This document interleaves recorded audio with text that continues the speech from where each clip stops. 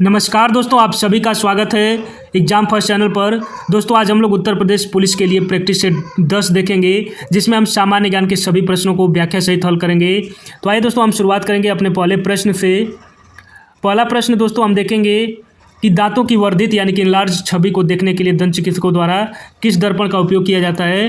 तो दोस्तों इस प्रश्न का जो राइट आंसर है वह विकल्प यानी कि अवतल दर्पण का उपयोग किसके द्वारा, दंत चिकित्सकों द्वारा दांत की वर्धित छवि यानी कि जैसे दांत में जैसे कैविटी हो जाती है तो उसको देखने के लिए दोस्तों वह दंत चिकित्सकों द्वारा अवतल दर्पण का प्रयोग किया जाता है, जिससे वह जो छोटी छवि को बड़ा करके देखते हैं। प्रकाश वर्ष किसका मापन करता है, दूरी का, ऊर्जा का, गति का और भार का। तो दोस्तों इस प्रश्न का जो राइट आंसर है वह विकल्प यानी कि प्रकाश वर्ष किसका मापन करता है दोस्तों, वह जो है दूरी का मापन करता है। प्रकाश वर्ष दूरी का मात्रक है। एक प्रकाश वर्ष जो है निर्वात में प्रकाश द्वारा एक वर्ष में चली गई दूरी है, और एक प्रकाश वर्ष जो है वह 9.46 गुणे 10 के घाते 15 मीटर के बराबर होता है।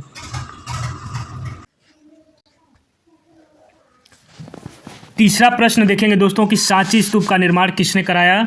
चंद्रगुप्त मौर्य ने, बिंदुसार ने, अशोक ने और कौटिल्य ने। तो दोस्तों इस प्रश्न का जो राइट आंसर होगा वह विकल्प सी यानी कि सांची स्तूप का निर्माण वह जो है सम्राट अशोक ने करवाया था। सांची स्तूप भारत के मध्य प्रदेश राज्य के रायसेन जिले में स्थित है, और इस स्तूप का निर्माण सम्राट अशोक ने 3री शताब्दी ईसा पूर्व में करवाया था, ईसवी पूर्व में करवाया था दोस्तों। प्रश्न नंबर 4 हम यहाँ पर देखेंगे कि निम्नलिखित में से भारतीय नेपोलियन किसे माना जाता है। चंद्रगुप्त मौर्य को, समुद्रगुप्त को, अशोक को और हर्षवर्धन को। तो दोस्तों इस प्रश्न का जो राइट आंसर होगा वह विकल्प बी यानी कि समुद्रगुप्त को भारत का नेपोलियन के नाम से जाना जाता है। चंद्रगुप्त प्रथम का उत्तराधिकारी समुद्रगुप्त थे, और समुद्रगुप्त को ही इतिहासकार स्मिथ ने भारत का नेपोलियन कहा है। सवाल नंबर 5 हम देखेंगे दोस्तों कि किस मकबरे को अहमदाबाद का एक्रोपोलिस कहा जाता है। लोधी गार्डन, एतमाद उद्दौला का मकबरा, हुमायूं का मकबरा और सरखेज रोजा। तो दोस्तों इस प्रश्न का जो राइट आंसर है वह विकल्प डी यानी कि सरखेज रोजा को अहमदाबाद का एक्रोपोलिस कहा जाता है। सरखेज रोजा मकबरा को अहमदाबाद का एक्रोपोलिस कहा जाता है। सरखेज रोजा का निर्माण मुगल शासक अहमद शाह के शासनकाल में किया गया था। अब दोस्तों प्रश्न नंबर 6 हम यहाँ पर देखेंगे कि कुएं के पानी को शुद्ध करने के लिए कौन सी गैस प्रयुक्त की जाती है। ऑक्सीजन, क्लोरीन, अमोनिया और नाइट्रोजन। तो दोस्तों इस प्रश्न का जो राइट आंसर होगा वह विकल्प सी यानी कि कुएं के पानी को शुद्ध करने के लिए क्लोरीन गैस का प्रयोग किया जाता है। कुएं का पानी शुद्ध करने के लिए क्लोरीन की गोलियों का प्रयोग किया जाता है। क्लोरीन का उपयोग अनेक कार्बनिक यौगिकों, औषधियों एवं शंकानाशी को संश्लेषित करने में किया जाता है। 7 नंबर सवाल देखेंगे दोस्तों कि पीतल इनकी मिश्र धातु है, यानी बताना है कि पीतल जो है किन धातुओं को मिलाने से बनाया जाता है। तांबा और टीन को, तांबा और जस्ता को, जस्ता और लोहा को, तांबा और लोहा को। तो दोस्तों इस प्रश्न का जो राइट आंसर होगा वह विकल्प बी यानी कि तांबा और जस्ता को मिक्स करके पीतल जो है बनाया जाता है। 8 नंबर देखेंगे सवाल कि राष्ट्रीय आपदा प्रबंधन प्राधिकरण का अध्यक्ष कौन होता है। नीति आयोग का उपाध्यक्ष, प्रधानमंत्री, राष्ट्रपति और सबसे वरिष्ठ सेना प्रमुख। तो दोस्तों इस प्रश्न का जो राइट आंसर होगा वह विकल्प बी यानी कि प्रधानमंत्री जो राष्ट्रीय आपदा प्रबंधन प्राधिकरण का अध्यक्ष होता है। 9वां नंबर देखेंगे दोस्तों कि किस तुर्क सुल्तान द्वारा खून और लौ की नीति अपनाई गई थी, यानी कि रक्त और लौ की नीति किसके द्वारा अपनाई गई थी। तो दोस्तों इस प्रश्न का जो राइट आंसर है वह विकल्प डी यानी कि बलबन के द्वारा रक्त और लौ की नीति अपनाई गई थी। गयासुद्दीन बलबन बलबनी वंश का संस्थापक तथा गुलाम वंश का शासक था। इसने अपने विरोधियों को दमन के लिए रक्त और लौ यानी कि कठोर नीति की जो है वह नियम बनाया था, जिसको रक्त और लौ की नीति कहा जाता है। 10 नंबर सवाल देखेंगे कि अखिल भारतीय मुस्लिम लीग की स्थापना किस वर्ष में हुई थी। तो दोस्तों इस प्रश्न का जो राइट आंसर है वह विकल्प यानी कि 1906 में अखिल भारतीय मुस्लिम लीग की स्थापना हुई थी। तो यहाँ पर दोस्तों अगर डेट भी देखा जाए तो 30 दिसंबर 1906 को ढाका के नवाब सलीमुल्लाह खां के निमंत्रण पर एक सम्मेलन हुआ था, जिसकी अध्यक्षता नवाब वकार उल मुल्क कर रहा था। और इसी सम्मेलन में अखिल भारतीय मुस्लिम लीग का उदय हुआ, और मुस्लिम लीग का जो प्रथम अधिवेशन है दोस्तों वह 1907 ईस्वी में कराची में हुआ था। तो यह प्रश्न भी दोस्तों पूछा जा सकता है कि मुस्लिम लीग का जो प्रथम अधिवेशन कहाँ पर हुआ था। तो 1907 में, और कहाँ पर दोस्तों, कराची में। कहाँ पर? कराची में हुआ था पहला अधिवेशन, और स्थापना कहाँ हुई थी दोस्तों? ढाका में। अब दोस्तों अगला प्रश्न हम यहाँ पर देखेंगे प्रश्न नंबर 11 हम देखेंगे कि किस देश ने 1914 में जापानी जहाज कामागाटू मारू के प्रवेश के लिए मना कर दिया था दोस्तों। तो यह जो है भारत के इतिहास में एक बड़ी घटना है दोस्तों। तो इस प्रश्न का जो राइट आंसर है वह विकल्प सी यानी कि कनाडा ने। कहाँ ने दोस्तों? कनाडा ने। आपने देखा होगा कि इस घटना को लेकर अभी तक जो है कई बार समाचार पत्रों के माध्यम से जो है वह यहाँ पर जो है आरोप प्रत्यारोप चलता रहता है। तो यह बात कब की दोस्तों? वर्ष 1914 में जापानी जहाज कामागाटा मारू सीधी यात्रा के बाद ब्रिटिश कोलंबिया यानी कि कनाडा के वैंकूवर तट पर पहुंचा, जिसमें 376 यात्री थे। इन प्रवासियों को कनाडाई सरकार ने अपनी ज़मीन पर उतरने से रोक दिया और सिर्फ 24 लोगों को उतार कर बाकी को वापस भेज दिया। तो यही घटना जो है दोस्तों कामागाटू मारू घटना के नाम से जानी जाती है। यानी कि कनाडा के तट पर सभी को उतरने नहीं दिया गया था, उनको वहीं से जो है जहाज को ही पूरा वापस लौटा दिया गया था। अब प्रश्न नंबर 12 हम देखेंगे कि संस्कृत किस प्रदेश की दूसरी राजकीय भाषा है। तो दोस्तों इस प्रश्न का जो राइट आंसर है वह विकल्प डी यानी कि उत्तराखंड। महाधमनी किसके शीर्ष पर शुरू होती है? दाहिना निलय, दाहिना आलिंद, बायां निलय, बायां आलिंद। तो दोस्तों इस प्रकार प्रश्न का जो सही उत्तर है वह विकल्प बी यानी कि बायां निलय जो इस प्रश्न का सही उत्तर है। महाधमनी यानी कि आवर्ता का प्रारंभ बायां निलय से होता है। इसके द्वारा पूरे शरीर में ऑक्सीजन मिश्रित रक्त का संचरण होता है और यह शरीर की सबसे बड़ी धमनी है। कौन सी धमनी दोस्तों? महाधमनी।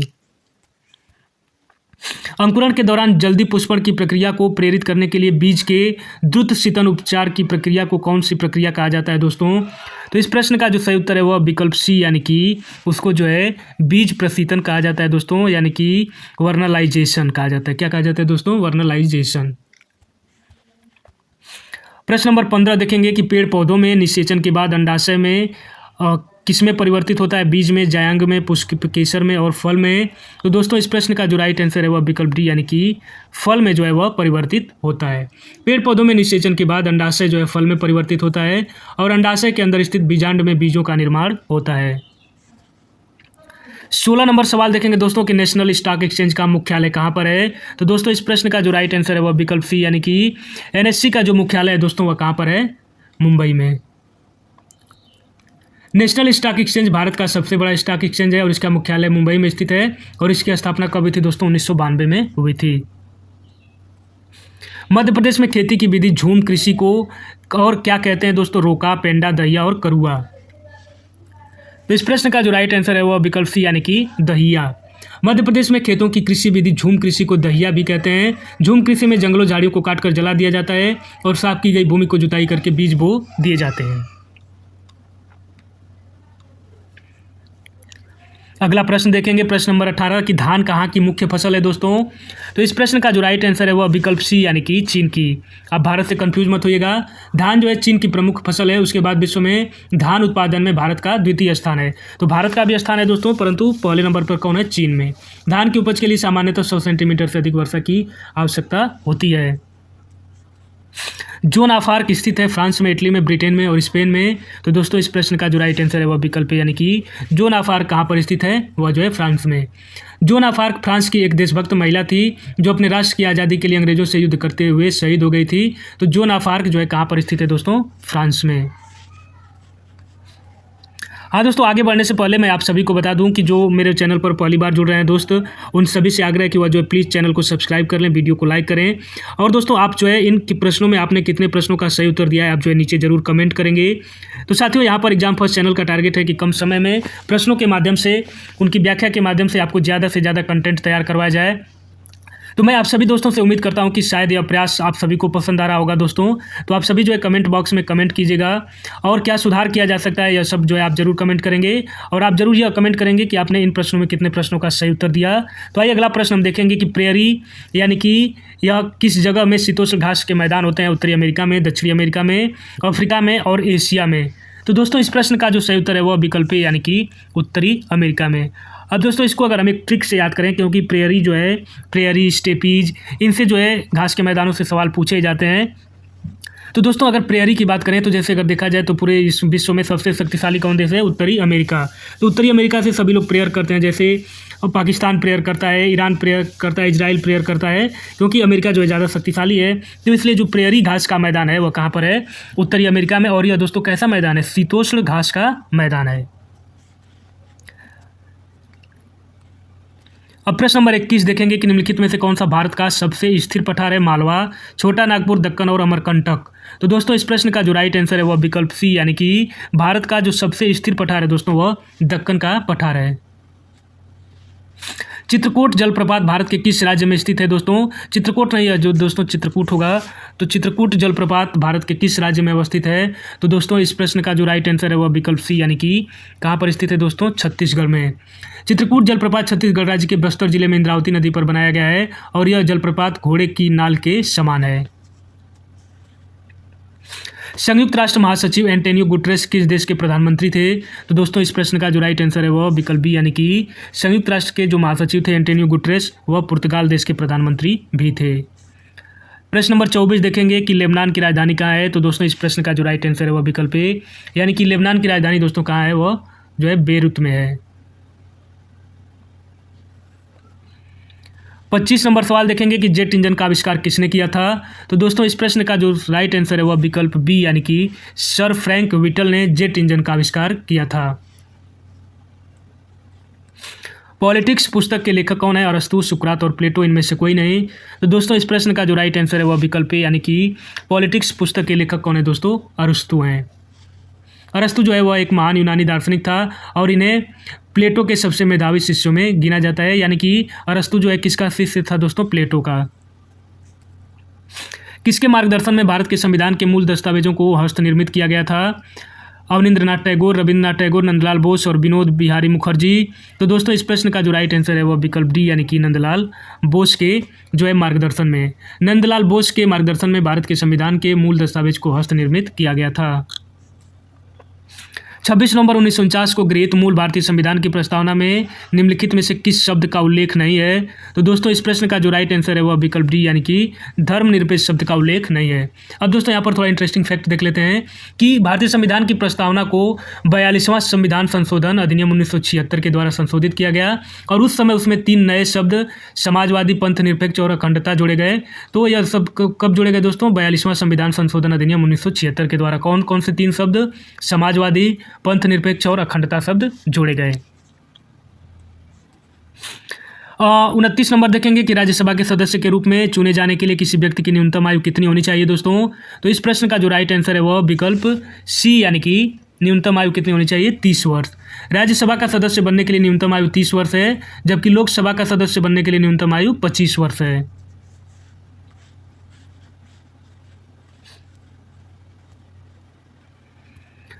प्रश्न नंबर 30 देखेंगे कि मदन मोहन मालवीय प्रौद्योगिकी विश्वविद्यालय कहाँ पर स्थित है दोस्तों?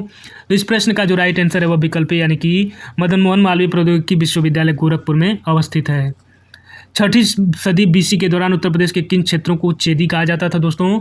तो यहाँ पर बताना है कि जो 6ठी शताब्दी ईस्वी पूर्व में जो यहाँ पर महाजनपद थे दोस्तों, तो चेदी कहा जाता था। किसको कहा जाता था? तो दोस्तों इस प्रश्न का जो राइट आंसर है वह विकल्प है, यानी कि बुंदेलखंड को कहा जाता था। बौद्ध ग्रंथ अंगुत्तर निकाय के अनुसार 6वीं शताब्दी ईसा पूर्व में भारतवर्ष में 16 महाजनपदों में बटा हुआ था। इन महाजनपदों में से उत्तर प्रदेश में 8 महाजनपद शामिल थे। बुंदेलखंड के क्षेत्र को चेदी नाम के से जाना जाता था और इसकी राजधानी जो है सुक्तिमती थी। राष्ट्रकवि मैथिली शरण गुप्त का जन्म उत्तर प्रदेश के किस शहर में हुआ था दोस्तों? कानपुर, लखनऊ, झांसी और उन्नाव। तो दोस्तों इस प्रश्न का जो राइट आंसर है वह विकल्प सी, यानी झांसी में हुआ था राष्ट्रकवि मैथिली शरण गुप्त का जन्म। राष्ट्रकवि मैथिली शरण गुप्त का जन्म 3 अगस्त 1886 को झांसी में हुआ था और इनकी मुख्य कृतियां दोस्तों पंचवटी साकेत, जयद्रथ वध, यशोधरा, द्वापर, झंकार और जय भारत हैं। भारत की आज़ादी के बाद सिविल सेवा के पहले प्रमुख कौन थे? सिकंदर भक्त, गोविंद नारायण, एन.आर. पिल्ले, वी.आर. कृष्णअय्यर। तो दोस्तों इस प्रश्न का जो राइट आंसर है वह विकल्प सी, यानी कि एन.आर. पिल्ले। माघ मेला किस दिन से शुरू होता है? मकर संक्रांति, बसंत पंचमी, महाशिवरात्रि और अक्षय तृतीया। तो दोस्तों इस प्रश्न का जो राइट आंसर है वह विकल्प है, यानी माघ मेला जो है मकर संक्रांति के दिन से शुरू होता है। माघ मेला प्रयागराज में प्रत्येक वर्ष माघ माह जनवरी में लगता है।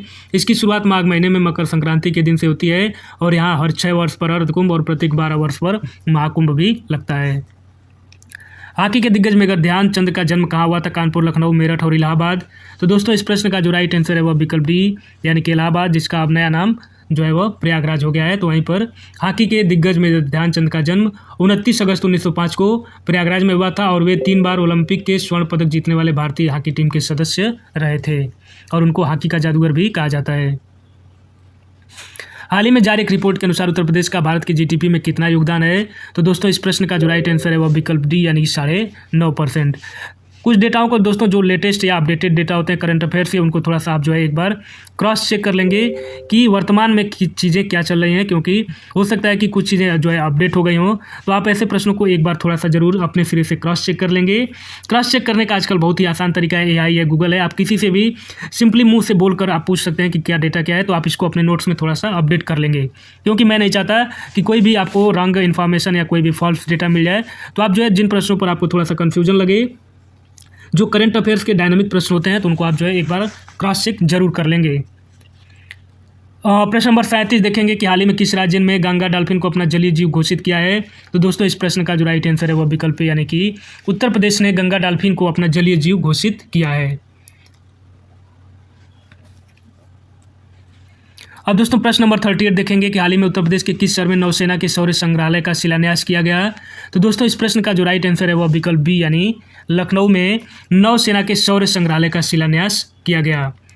उत्तर प्रदेश के लखनऊ में 21 अक्टूबर 2023 को मुख्यमंत्री योगी आदित्यनाथ जी ने नौसैन्य संग्रहालय का शिलान्यास किया। तो दोस्तों यहाँ पर हमने पूरा जो है उत्तर प्रदेश पुलिस का GS का प्रैक्टिस सेट नंबर 10 देखा और सभी 38 प्रश्नों को हमने यहाँ पर सॉल्व किया। तो दोस्तों मैं आपसे उम्मीद करता हूं कि आप जरूर जो है कमेंट बॉक्स में लिखेंगे कि आपने इन 38 प्रश्नों में कितने प्रश्नों का जो है सही उत्तर दिया। दोस्तों एग्जाम फर्स्ट चैनल का टारगेट यह है कि आपको कम समय में क्वेश्चन आंसर के माध्यम से उनकी व्याख्या करते हुए आपको कम समय में ज़्यादा तैयारी करवाई जाए, क्योंकि आप दोस्तों जितने ज़्यादा से ज़्यादा प्रश्नों को अपने सामने से गुजार लेंगे उतना ही ज़्यादा आपको एग्जाम हॉल में बेनिफिट मिलने वाला है। तो आप सभी साथी जिनको भी मेरा प्रयास अच्छा लगता है, जिनको यह प्रैक्टिस सेट अच्छा लगता है, वह जो है प्लीज़ वीडियो को लाइक करेंगे, अपने दोस्तों के बीच में भी शेयर करेंगे और आप जो है अपना एक बहुमूल्य कमेंट भी करेंगे दोस्तों। तो आप सभी साथियों का जिन्होंने वीडियो को अंत तक देखा, आप सभी साथियों का बहुत बहुत धन्यवाद, आभार। तो दोस्तों मिलता हूं एक अगले प्रैक्टिस में, तब तक के लिए मुझे इजाज़त दीजिए। आप सभी दोस्तों का बहुत बहुत धन्यवाद, नमस्कार।